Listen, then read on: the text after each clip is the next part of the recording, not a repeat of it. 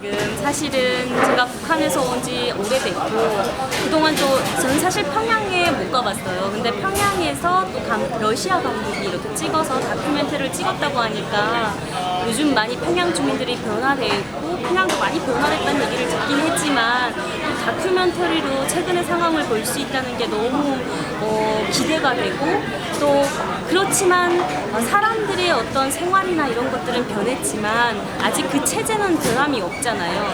그래서 그 변함없는 체제 속에서 그 사람들이 어떻게 변화되고 받는지에 대해서 너무 기대가 되고 보고 나면 꼭 진짜 소감에 대해서도 얘기를 나눠야 될 것 같아요. 예.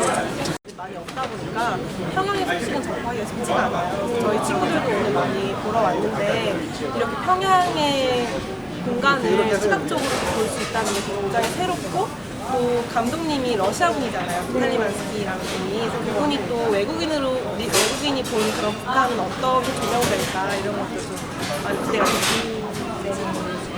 있게 된 것 같고요. 개인적으로 같은 민족인데 지금 분단의 아픔을 겪고 있잖아요.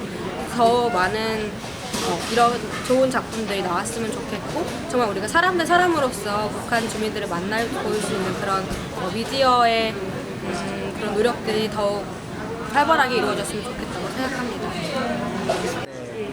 제가 북한에 관심을 가지게 된 건 한 2년 정도 됐는데 그 이후로 계속 가졌던 마음들은 북한은 일단은 정치 경제적으로만 바라보는 대상이 아니다. 사람이 사는 곳이고 그렇기 때문에 사람과 사람의 마음이 통하는 곳으로 바라봐야 되고 어떤 전략적인 그런 이해로만 접근을 하면 한계에 봉착할 수밖에 없는 나라인 것 같다라는 생각을 그때부터 늘 해오고 있어요. Этого фильма в стране, где, может быть, важнее всего этот фильм показать. Потому что он уже был показан во многих странах мира, и там люди смотрели в больших залах, и я видел, как многие, кто даже ничего толком не знает про Северную Корею, выходили после фильма со слезами на глазах. И это хорошо, что люди так близко принимают к своему сердцу чужую трагедию. Но я понимаю, что для каждого корейца это личная трагедия, трагедия личной жизни, трагедия семьи, трагедия страны, трагедия нации. Но для меня это тоже очень личный фильм, потому что я, как и героиня этого фильма, родился в Советском Союзе, я тоже был пионером, и только к 20 годам я застал, когда рухнула коммунистическая система. Это не развлекательный фильм, но мне думается, что его нужно посмотреть многим-многим людям. 이 친구가 이 북한이라는 땅에서 이렇게 오랫동안 살면서 정말 예쁜 것이 무엇이고 정말 좋은 것이 무엇인지 모르고 살아간다는 생각을 하니까 마음이 너무 아팠고 저희 친구들 같은 경우에는 그 진미와 그 다른 친구들을 안아주고 싶었다 이런 얘기를 많이 했어요. 그렇게 뭔가 동질감이라든지 아니면 정감을 느낄 수 있던 영화였던 것 같아요. 영화 자체는 굉장히 어두웠지만 그게 극명하게 또 대비되다 보니까 아이들의 순수성과 그 아이들을 참 많이 안아주고 싶다라는 생각을 했습니다. 기존에 이제 북한을 볼 때는 주로 사진을 통해서 많이 봤으니까 이제 멈춰 있는 모습으로 그래도 어린 아이들을 위해서는 교육도 잘 시켜주고 그래도 행복하게 그래도 어릴 때만큼은 잘 자라고 있구나 생각을 했는데 오늘 보니까 어린 아이들도 학교에서 맨날 살아야 하고 또 자신이 이제 배우고 싶은 대로 배우는 게 아니라 진로도 학교에서 정해진 대로 가야 한다는 그런 것들을 이제 영화를 통해서 생생하게 더 느낄 수가 있어서 북한에서 더 아이들의 자유가 없는 거구나 그래서 좀 더 안타까움을 느낄 수 있었던 영상이었던 것 같아요. Even if I couldn't understand what they were saying because there was no subtitles in English, I could see that the ambience was a bit weird because we could feel that they were controlled, that their life was controlled in every way, like when they had to walk and everything. So I think that they're not free at all, and I could realize it more when I saw the movie. I think they will have the feeling of first they will be surprised because they would not expect that that their life would be controlled like this. And after, I think it would be a feeling of anger, because in France we really like the freedom of speech and everything, but here there is not in North Korea, so it would be anger, I think. 저는 사실 오늘 러시아 감독이 찍은 이 태양 아래라는 영화를 보기 전에는 북한에 대해서 제가 이제 북한을 떠나온 지 한 17년 정도 됐기 때문에 너무 오래전에 북한에 있었기 때문에 오늘 북한에 대해서 너무 기대를 많이 했었고 얼마만큼 변화됐을까라는 기대 심리가 정말 컸던 것 같아요. 그래서 기대가 컸던 만큼 실망이 사실 오늘 컸어요. 왜냐하면 제가 17년 전 살기 전이랑 지금이랑 너무 똑같은 거예요.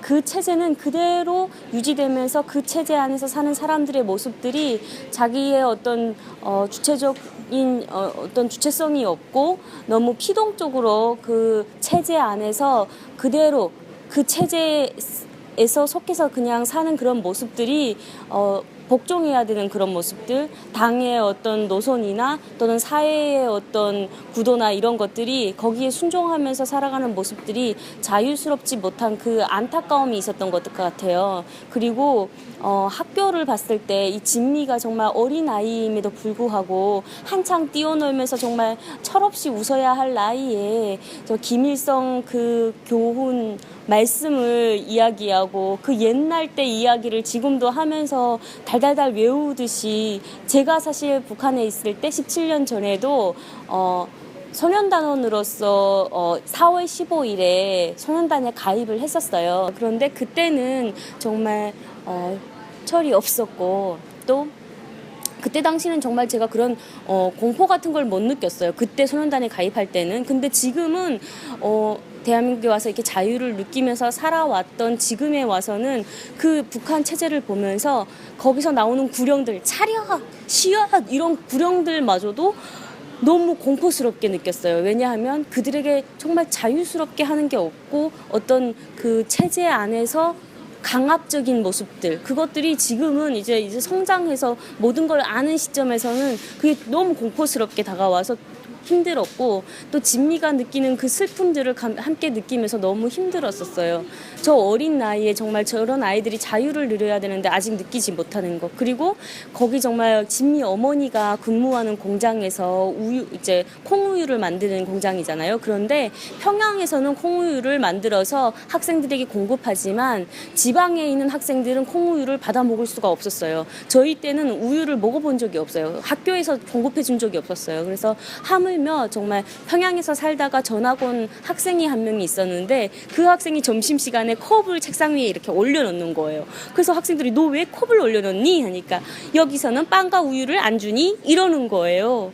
그 정말 평양에서는 학생들에게 빵과 우유를 주지만 지방의 아이들은 빵과 우유도 못 먹는 그런 상황인데 아직도 그런 것들이 지방에서는 이루어지고 있겠다는 그 아픔이 너무 느껴졌고 이제 17년이나 됐는데 정말 건물들도 너무 낙후해 있고 버스도 그때보다 더 낙후해져 있는 거예요. 그때랑 거의 뭐 비슷한 것 같아요.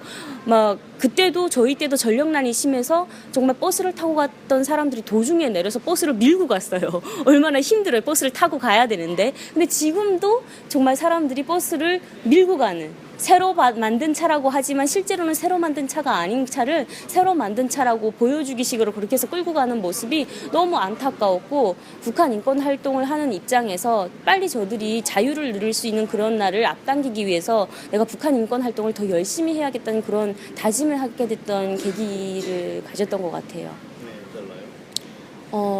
제가 살 때는 지방은 정말 많이 더 낙후해요. 건물도 더 낙후하고 예를 들어서 진미 교실에 보면 난방이 들어오는 그게 있잖아요. 근데 지방에는 교실에는 난방이 들어오는 것조차도 없어요. 그냥 오히려 나무나 석탄 같은 걸 떼는 난로가 있지 그렇게 난방이 없어요. 그래서 그런 모습들을 보면서 아직도 저쪽에선 평양에서 우리 때 그랬어요. 제가 나오기 전에 평양에서 난방을 공급하지 않는다. 그래서 너무 추워서 사람들이 다 일하면서 또는 이런 공장에서도 다 옷을 껴입고 춥게 있다고 했거든요. 근데 지금도 그러더라고요. 그 작업장에서 일하는 여성들이 안에다가 털옷을 막 다 입고 두꺼운 동복 같은 거를 입고 있는 모습이 아직도 평양은 많이 변하지 않았구나. 그런 모습들이 너무 안타까웠어요.